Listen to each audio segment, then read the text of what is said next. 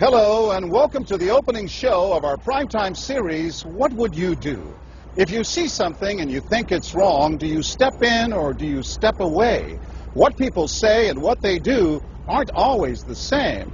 That's why our hidden cameras are so revealing. In our first scenario, we weren't sure what to expect when our opinionated man behind the counter meets the Muslim woman in a headscarf. Deep in the heart of Texas, at this little roadside bakery, bigotry is being served with a coffee and bacon. Sir, I had a question. No, ma'am. We don't serve Muslims here. I'm sorry? This is America. We're at war with your people. I don't know what you think I am. I'm just trying to get an apple. Well, you're a terrorist is what you are. So... Excuse me? You got to take your business elsewhere. We don't serve your kind here. The other customers at this bakery near Waco seem to hear everything, but they barely look at the Muslim woman, even when the language is tough to take. Get back on the camel and go back wherever you came from. Sir, I'm an American. I was born and raised in this country. No, you're not. Americans don't wear towels on their head. Muslim Americans say these are words they hear all the time in all parts of the country. But here at the bakery, what the customers don't know is that this Muslim woman and the man behind the counter are actors. The bakery is working with us, all part of a primetime hidden camera experiment on prejudice and patriotism. Please take your business elsewhere. Am I asking too much? When no one even tries to help her, she makes a direct appeal. Sir, would you mind ordering me an apple strudel? That's why I'm here. I can give you the money. I have no problem. That's not a problem with the money, Please no, sir. I'm not going to let you order. But when he gives her the cold shoulder, she finally just leaves. You could have helped her out. You could have spoken up. Why not? Me speak up for her? Well, if he tried to do some harm to her or something, then I would have. But why not try to set him straight? I really think that a person that owns his own business should be able to say who they sell to. She's not American. Others seem to agree with our actor as to who's an American and who's not. Is it all based on the way we look? I'm an American citizen. I just would like an apple strudel, please. Well, I'm sorry. Then why don't you dress like an American? You're so American. This is for religious purposes, sir, and I don't think you have any right to say anything. So I'm religious. I don't wear, Halloween costumes around. I mean, am I wrong here, sir? Not me. I run my business the way I want to run. That's right. Don't come in here without shoes and skirt on. This customer is adamant that the man behind the counter is doing the right thing. I'm ready for you. But the fact is, it's against the law to deny service to someone based on their race or religion. My name is John Quinones, and I'm with ABC News. What did you think of what you heard here? I didn't hear anything racist. He told her he wouldn't serve her. Well, he can say he wouldn't serve you if you come in here barefooted without a shirt on. But she wasn't barefoot or without a shirt on. Well, she wasn't dressed right. What do you mean? If I was running a place, I'd do the same thing. You wouldn't let Muslims shop at your store? I sure wouldn't. We never expected customers to be so candid. How do I know you don't have a bomb in there? Watch what happens this time when, once again, our Muslim woman is denied service. This is not right. And again leaves. We reserve the right to not serve. That's right. Certain kind. That's right. That's, I appreciate seeing that. I think that's the first time I've ever seen that. He not only commends the man behind the counter for his discriminatory behavior, but he gives him the thumbs up, not once, but twice. Good job. All right. As he leaves. Sir, can I talk to you, sir, for a second? But when I approach, Sir, we're with ABC News. there is no thumbs up for me. We staged a little experiment in there to see how people would react to that kind of attitude. You're not an American. I am an American. That man took it a bit farther, telling me I'm not an American. He was threatened. Jack DeVideo is a social psychologist at Yale University. So when we as Americans feel threatened from the outside, we're going to define ourselves in very rigid fashions. Either you're with me, and if you're not really one of me, then you must be somebody else who's against me. The young woman in our experiment is an actor, but for this woman, discrimination is all too real. Nahaya Javed helped us design our experiment.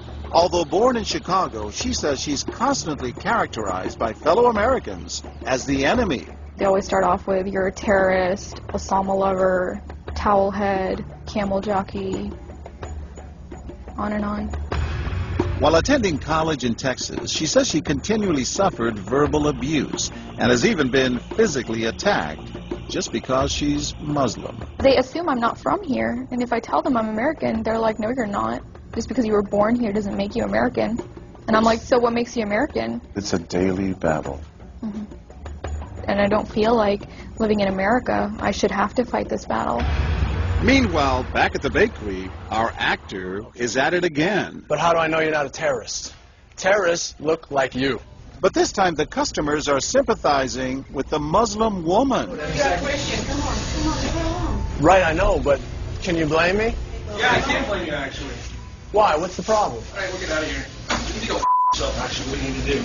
Okay, sir. I'm a good American, all right? We're at war with these people. My dad's a veteran. Go yourself. So is mine. And he's not the only one who walks out in anger. You need to stop segregating against people. It's wrong. Excuse me? She's an American. No, just like you're a bad American. Time and again, people speak out with their pocketbooks. You ordered a couple of customers, just so you know. But look what happens when this man threatens to leave. You're not a good American, sir. I believe I am a good American. My son just came back from serving in the Army for over a year in Iraq, and that has nothing to do with her right. I understand that. Thank you, sir. And I hear what you're saying. But I can't believe you would be so discriminatory. I'm deeply offended by that. I'm sorry to offend you, sir, but I've got to live with myself. Seething, the man vows to fight back. I will let people know this. I've stopped here every time I come by this place, and I'll never stop here again. Why did folks get so upset? They saw an injustice. It's justice that binds us together. It's justice that makes us a society. Any threat to that kind of sense of justice and fairness undermines the entire system. You're really not going to serve her? No, I'm not. Perhaps that's why more customers are outraged by our actor's hateful behavior than approve of it. You're not dressed like an American. But no one is more persistent than these two young women who can't believe what they're hearing. Take your jihad, take it back out to the parking lot. Excuse me? I mean, I got to protect my customers, okay? You're really offensive and disgusting. Well, I'm sorry. I'm just trying to protect you here. Thank you. You're don't know what's sick. going on. Like that doesn't mean anything. This is a different How do you know? culture. You These people so are trying to ignorant. kill It's Americans. disgusting. It is my culture. So you're ready to serve me, but you're not ready to serve her. You're obviously dressed like an American. Big deal. She's Muslim. And unlike the others, they don't just leave in anger. They stand their ground. So you're going to regulate what people wear? Yes, because I Are believe you the the degree manager? of... No, I'm not the manager. Can I speak to your manager? I'm John Quinones with ABC News. It's only when we catch up with our heroines that they finally let their guards down. I'm with my friend who's, Muslim, and it's, I've just seen how people treat them differently. And it really hurts me. Just watching them stand up for what they believe in touches Professor DeVideo. In a way, they defended America. And I was impressed by that, because they wanted this to be a just society, a just place, a just bakery. I'm John Quinones. And remember this man whose son served in Iraq? He's also moved to tears. Every person deserves to be treated with respect and dignity. No matter how In they're every dressed. situation, no matter how they're dressed. Never have we seen reactions so polarized, from a thumbs up for prejudice to an emphatic thumbs down. Go yourself. Two different Americas, both convinced they're patriotic. At the end of the day, 13 people stood up for the Muslim woman, while 6 sided with the clerk. But the majority of the bystanders, 22, did or said absolutely nothing. That's what's most frightening to Muslims like Nahaya, who was watching our experiment. In fact, so frightening that they often avoid going out by themselves. It's really sad because I'm old enough to be able to do things by myself. I shouldn't need a chaperone all the time. But that one time that I'm alone and something bad might happen, I'd rather be safe than sorry. Hi, I'm Nahaya. It's no wonder this young woman was so moved by the people who came forward to protect a stranger who just happens to be Muslim. Thank you so much for what you did, and I wish more people would do these type of things. And I do too. It would make my life a lot easier. God go with you.